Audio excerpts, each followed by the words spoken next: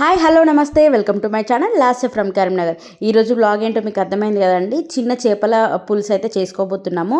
ముందుగా చేపలు అయితే మనం మార్కెట్ నుంచి తీసుకొచ్చేసి మంచిగా ఫ్రెష్గా అయితే కడగాలి. నిమ్మకాయ వేసి ఇదంతా కూడా దొడ్డుప్పు వేసి మంచిగా కడగాలి. ముందుగా చేపల పులుసు కావాలంటే ఫస్ట్ ఉల్లిపాయ మనము స్టవ్ మీద పెట్టుకొని మంచిగా కాల్చుకొని అది గ్రైండ్ చేసుకోవాలి.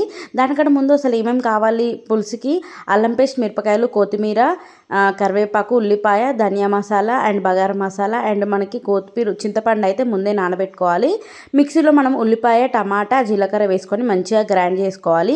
ఇవన్నీ చేసుకొని మనమైతే ఫస్ట్ ఇప్పుడు మన చేపలకైతే మంచి ఉప్పు కారం అయితే పెడదాము. సో ఫస్ట్ అయితే కారం తీసుకున్నాం 2 స్పూన్స్. ఆ తర్వాత అల్లం వెల్లిపాయ పేస్ట్ అయితే తీసుకున్నాం. ఆ తర్వాత చిటికెడు పసుపు అండ్ అవే కాకుండా మనము గ్రైండ్ చేసుకొని పెట్టుకున్నాం కదా పేస్ట్, అదైతే కొంచెం ఇందులో వేయాలి. ఆ తర్వాత మనము చేపల పులుసు వండుకునేటప్పుడు అందులో మిగతాది వేయాలి. సో ఇవన్నీ వేసుకొని మంచిగా అయితే కలుపుకోవాలి. ఇందులో మన మసాలాలు కూడా కొంచెం కొంచెం అయితే వేసుకోవాలి. మిగతావి కర్రీలో అయితే వేసుకోవాలి చేసేటప్పుడు. సో ఇవన్నీ కూడా మంచిగా చక్కగా కలుపుకోవాలి. మెయిన్గా చేపల పులుసు కావాల్సింది ఉల్లిపాయ అయితే మంచిగా కాల్చుకొని వేసుకుంటే మంచి టేస్ట్ ఉంటుంది. అండ్ నల్ల చింతపండు వాడితే ఇంకా చాలా టేస్ట్ అయితే వస్తుంది. సో అది పక్కకైతే పెట్టుకొని తర్వాత స్టవ్ మీద ఇలాంటి వెడల్పాటి గిన్నె పెట్టుకోవాలి. సో వెడల్పాటి గిన్నె పెట్టుకొని ఆయిల్ అయితే వేసుకొని ఆ తర్వాత ఉల్లిపాయ, మనం కొత్తిమీర, కరివేపాకు ఇవన్నీ కూడా వేసుకొని చక్కగా అవి వేగాక మనం అల్లం పేస్ట్ వేసుకోవాలి. అల్లం పేస్ట్ కూడా వేగాక పసుపు కూడా వేసుకోవాలండి. చాలా మంచిగా అయితే ఉంటుంది. సో వెడల్పాటి గిన్నె ఎందుకు పెట్టుకోవాలి అంటే మనం చేపల పులుసు కాబట్టి అవి ఉడికాక విరగకూడదు.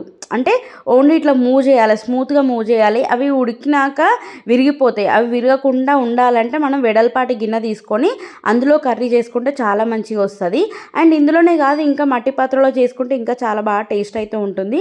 చూసారు కదా, మనం ఉల్లిపాయలు కూడా వేగాక మనము అల్లం పేస్ట్, పసుపు వేసుకున్నాము.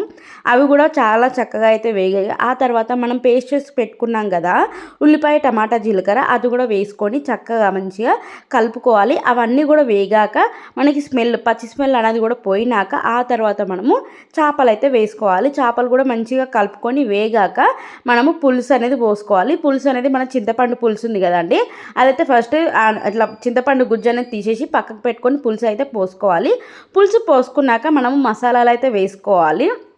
ఇఫ్ ఇన్ కేస్ ఉప్పు కారం ఏదైనా తక్కువ ఉంటే ఇప్పుడైతే వేసేసుకోవచ్చు. నేనైతే ఉప్పు అనేది లాస్ట్కి అయితే వేస్తున్నాను.